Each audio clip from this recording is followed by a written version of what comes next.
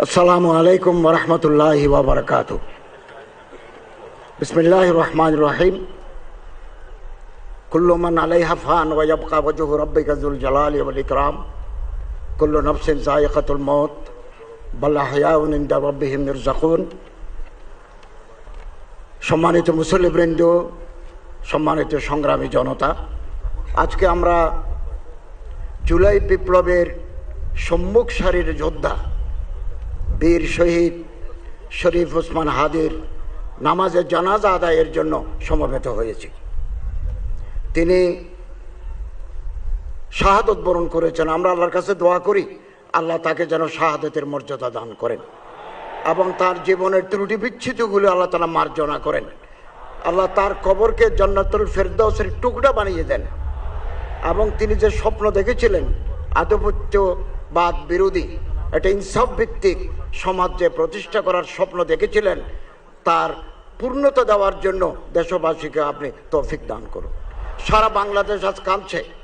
ধর্ম মন্ত্রণালয়ের নির্দেশনায় বাংলাদেশের গ্রামে গঞ্জে শহরে বন্দরে সব মসজিদে আমাদের ভাই জনাব শরীফ ওসমান হাদির জন্য দোয়া, খতমে কোরআন, জিকির আজকার সম্পন্ন হয়েছে। আমি তার জীবন বৃত্তান্ত পাঠ করছি। 1993 সালের 30 জুন ঝালকাঠি জেলার নলছিটি উপজেলার জন্ম নেওয়া কবি শরীফ ওসমান হাদি বাংলাদেশের স্বাধীনতা ও সার্বভৌমত্বের প্রতীক হয়ে উঠেছেন। তার ক্ষুরদার যুক্তি, দেশপ্রেম, মানবিক মূল্যবোধ, দৃঢ়তা দিয়ে তিনি দেশকে ভালোবেসেছেন।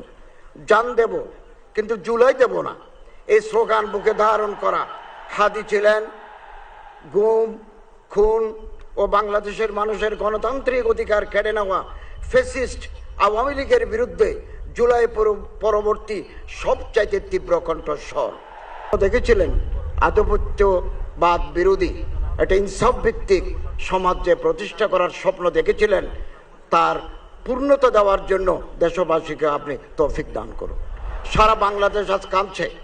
ধর্ম মন্ত্রণালয়ের নির্দেশনায় বাংলাদেশের গ্রামে গঞ্জে শহরে বন্দরে সব মসজিদে আমাদের ভাই জনাব শরীফ ওসমান হাদির জন্য দোয়া, খতমে কোরআন, জিকির আজকার সম্পন্ন হয়েছে।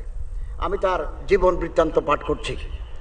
1993 সালের 30 জুন ঝালকাঠি জেলার নলছিটি উপজেলার জন্ম নেওয়া কবি শরীফ ওসমান হাদি বাংলাদেশের স্বাধীনতা ও সার্বভৌমত্বের প্রতীক হয়ে উঠেছেন। তার ক্ষুরদার যুক্তি, দেশপ্রেম, মানবিক মূল্যবোধ, দৃঢ়তা দিয়ে তিনি দেশকে ভালোবেসেছেন। জান দেব কিন্তু জুলাই দেব না, এই স্লোগান বুকে ধারণ করা হাদি ছিলেন গুম, খুন ও বাংলাদেশের মানুষের গণতান্ত্রিক অধিকার কেড়ে নেওয়া ফ্যাসিস্ট আওয়ামী লীগের বিরুদ্ধে জুলাই পরবর্তী সবচাইতে তীব্র কণ্ঠস্বর। নতুন বাংলাদেশের সাংস্কৃতিক ন্যারেটিভ নির্মাণে শরিক হওয়ার জন্য প্রতিষ্ঠা করেছিলেন ইনকিলাব কালচারাল সেন্টার। বাংলাদেশের সার্বভৌমত্ব বিরোধী খুনিরা 12 ডিসেম্বর দুপুরে জুমার নামাজের পরপরই তাকে গুলি করে 18 ডিসেম্বর 2025 রাতে সিঙ্গাপুর জেনারেল হাসপাতালে শাহাদত বরণ করেন বীর ওসমান হাদি। ওরা ওসমান হাদিকে নিশ্চিহ্ন করতে চেয়েছিল, আর ওসমান হাদি হয়ে উঠলেন আমাদের সবচেয়ে বড় প্রতীক স্বাধীনতা এবং সার্বভৌমত্বের। আল্লাহ তাআলা ওনার মাগফিরাত করুন এবং বেহেশতের অসংখ্য নাজ ও নিয়ামত দিয়ে আল্লাহ তাকে সম্মানিত করুন, আমিন।